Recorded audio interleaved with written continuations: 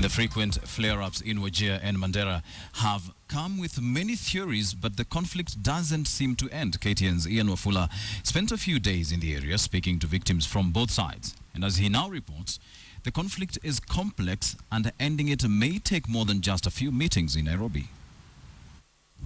These are the sites that have characterized parts of Wajir and Mandera counties over the past few years, and every time it happens, it seems fresh, even though the results are always the same.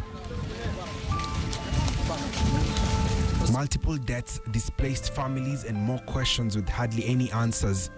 At the center of it all are two communities with such a thin line between them, the Gare and Digodia. Wajir County is mostly dominated by the Digodia, hosting a number of other clans, among them the Gare. The leadership in Wajir town is composed of people from Digodia, Ogaden, and Ajuran communities.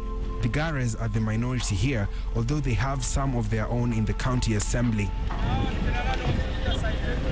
In the neighboring Mandera County, the Gare are dominant and Digodia are minority.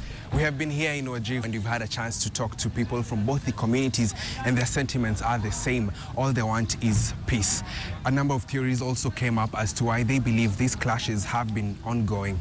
56-year-old Abdullahi Ibrahim sits outside a friend's house, now the only place that can shelter his wife and 10 children alongside his 8 grandchildren.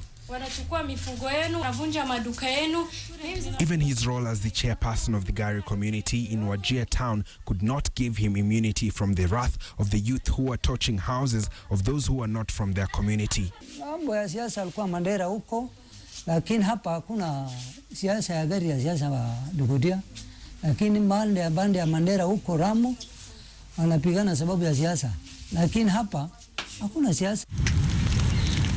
On the eve of the 29th of May, gunmen believed to be from the Gare community of Mandera County stormed Gunana village in Wajir County and killed 12 people. Later that evening, the bodies were transported to Wajir town for burial the next day. This was not good news for Abdullahi and his family. The time walikuwa wanazika maiti ndo walianza kuchoma manyumba yetu. Mbeleni kwanza walianza kututisha. Baadaye tukatoroka na roho yetu tu ili tujiepuke kifo. Simultaneously, hundreds of Digodia families at the border of the two counties fled their homes for fear of retaliatory attacks. Tarbaj, a few kilometers from Gunana village, was among the centers that received thousands of IDPs. Area Chief Abdullahi Eloso claims that the death of the 12 was linked to a road being constructed by the county government of Wajir at the border, an area known as Burumayo, which residents of Mandera claimed was within their border.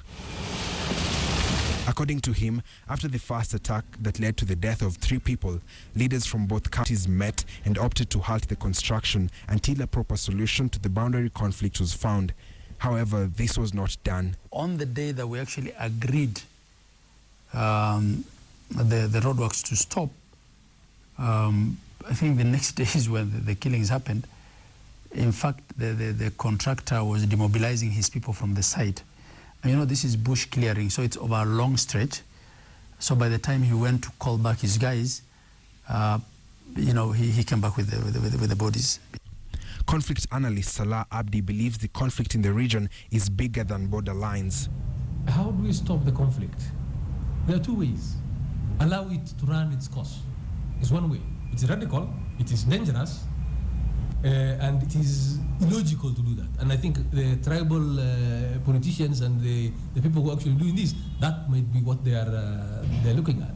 But the logical way to handle it is to actually do sufficient evidence collection and investigation and find out who is behind it. Wafula, KTN.